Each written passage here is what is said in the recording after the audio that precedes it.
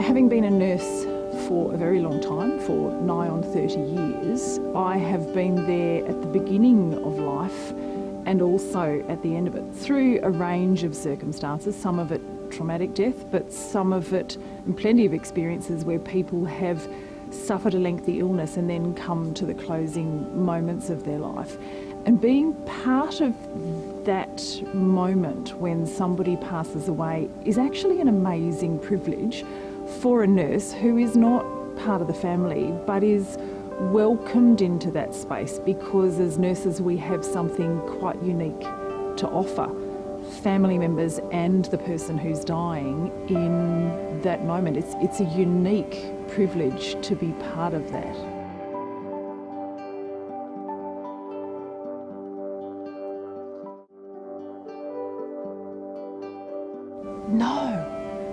No, definitely not. We are more than generous with pain relief, and it would grieve any nurse to know that her patient was in pain. Our first priority is comfort, and in whatever form that takes. And pain relief, of course, is first line management, but care of the patient just in terms of positioning and warmth and proximity to family and making sure the environment is soothing and not affronting. We pull out all stops to make sure that a person doesn't suffer. That would be our worst nightmare, to watch somebody suffer and to not intervene. We intervene in terms of creating the best environment we can for that person to spend their final moments, recognising that pain is an issue. Oh my goodness, we are right there with pain relief regularly. There is no threshold, upper threshold for pain relief for somebody who is in pain, whether they're dying or not. If someone's in pain, they get analgesia.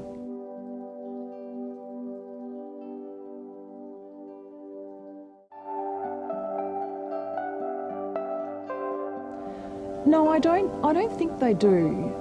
And I think that this word dignity is a tricky one. When you are a well, robust person, you have an idea in your mind of what undignified looks like.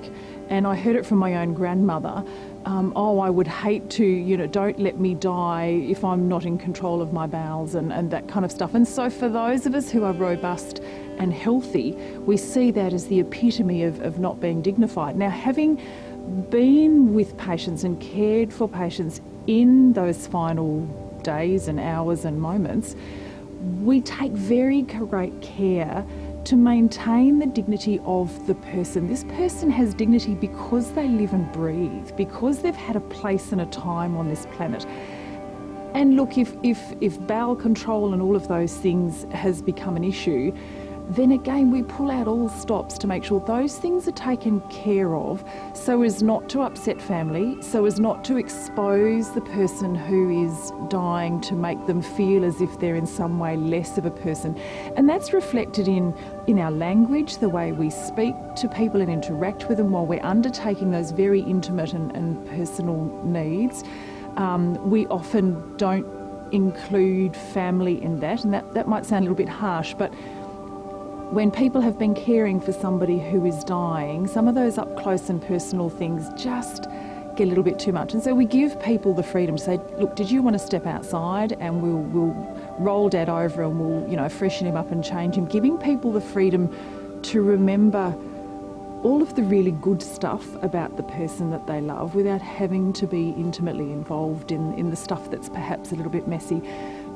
But the stuff that's a little bit messy doesn't remove dignity from a person at all. I guess it's difficult when pride kicks in, and I think when you're robust and you're healthy, it's a pride issue. I couldn't possibly let somebody do that for me.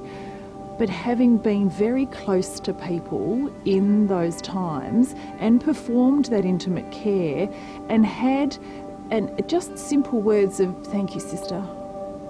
And it's like, wow, we are providing what this person needs. We are definitely maintaining dignity, and it's definitely in our language and the way we respond. We don't fling people around the bed. This is a beautiful human being. And that's reflected in the way we touch and the way we talk and the way we close the curtains and maintain privacy and all of those things. So dignity is something that a person owns. It's not something that we give them, I don't think, but we maintain that just in the way we interact with them.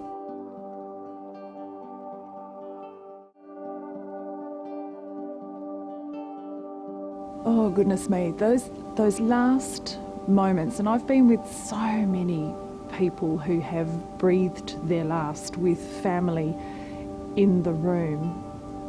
It is an exquisite moment. It's a really tough moment, and I've stood with families and we've watched for that last breath, and the family they want to be there. They want the person who's dying to not be alone in that moment. And as a nurse, there have been occasions where family have been coming, driving from wherever they've got to come from, and I have almost willed this person to stay alive until the family get there.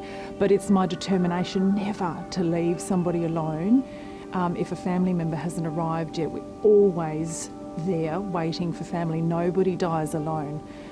That's almost an unwritten law amongst nurses. If somebody is in their final hours, then they have at least a member of nursing staff with them. And that's not for checking boxes, that's because we recognise the importance of that person, whether they're our uncle or not.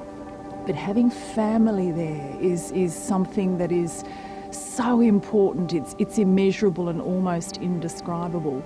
And I've seen family members who haven't spoken for a period of time. There's been, disruption in family unity, and I've seen them come to opposite sides of the bedside, and all of a sudden that stuff doesn't matter. That stuff doesn't matter, because what's in front of us and what's happening to this person whom we both love is more important than the stuff that we've argued about in the past. And I've made phone calls to separate family members because they don't talk to one another, but they meet at the bedside. And that's a really important time and I've said to people, if there's something that you want her to hear from you, then please say it. We can't say whether or not she can hear you, but we believe that even though she can't communicate with you, she can definitely hear you. Make sure you say those things that you need to say. Those final moments in a person's life can be filled with opportunities for healing, and I've seen it play out time and time again with families. Just the holding of a hand, all of a sudden all of the stuff that's gone before, all of the angst, it just disappears, and there's a closure that you get. And I've seen family members almost like breathe a sigh of relief. Thank goodness I was here, I held her hand, thank goodness she knew I loved her. And there's a forgiveness that comes, I think, because Mum, I'm here, Auntie, I'm here, you're not alone. It's amazing. It's such an exquisite and such an important time for family.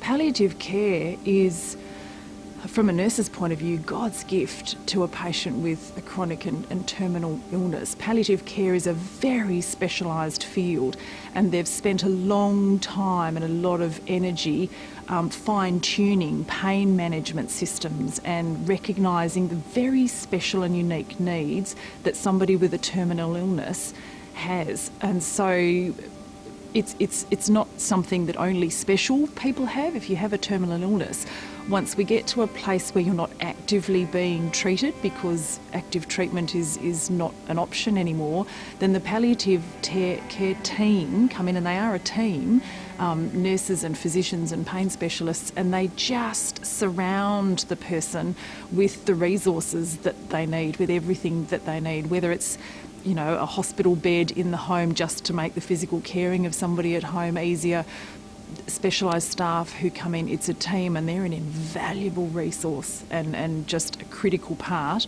of end-of-life care.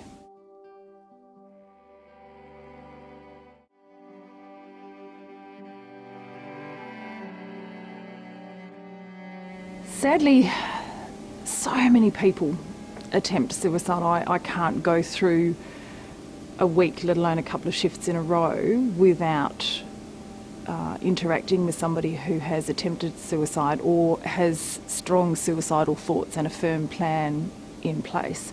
And we take a two-pronged approach as medics. So if somebody has attempted suicide, then there is a medical component of restoration that needs to take place, whether that's the suturing of wounds or administering medications if there's toxicity in place. So there is definitely a medical component, and we tend to approach that first because we need people to be medically well to then pursue care of their mental health. So it's definitely a two-pronged approach. We don't just patch them up and send them out the door. Definitely physical restoration first, but then contact with our mental health team for ongoing care.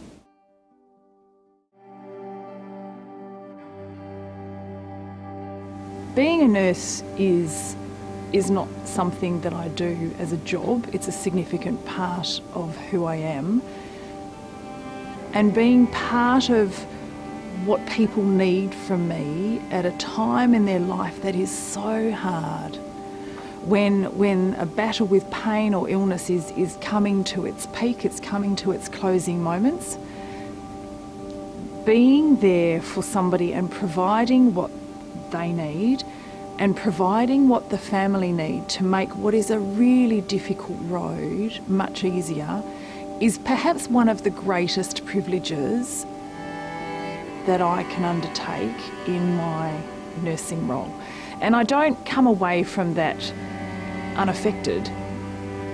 And I take what I've learned from that experience into the next time I deal with a family and care for a family who need that specialised care. It doesn't come easily. It takes years of experience, and it takes an awful lot of courage to be part of that. It would be easier to close the door and we'll just let the family deal with that, but dying is hard.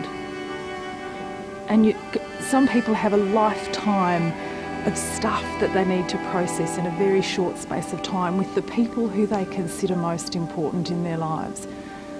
So to be part of providing that opportunity and being supportive and encouraging and giving permission for people to speak out loud and to hold hands and that kind of stuff it's really an important part of what I do. One of the most treasured memories I have is being at the bedside of my friend's mother who was dying, and we stood around the bed and the family were at a loss as to know what to say. This beautiful woman, and she must have been in her late 70s, was about to pass away, and I said, let me pray for you guys.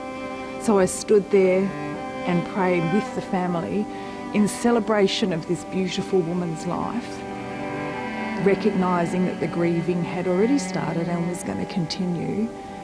But being part of those final moments, it's almost something that you can't put words on. What I do is do what I can, and that's comfort, that's a quiet place, that's an environment that allows them to just be. It's definitely pain relief because nobody wants distress. You don't need physical distress, so that's definitely one of my priorities. But it's providing whatever environment I can to make those moments less distressing and more precious, because there aren't going to be any more. They're the final moments, and they have to be captured, they have to be experienced. As hard as they are, they have to be experienced. And it's amazing what transpires in people as a result of living through those moments.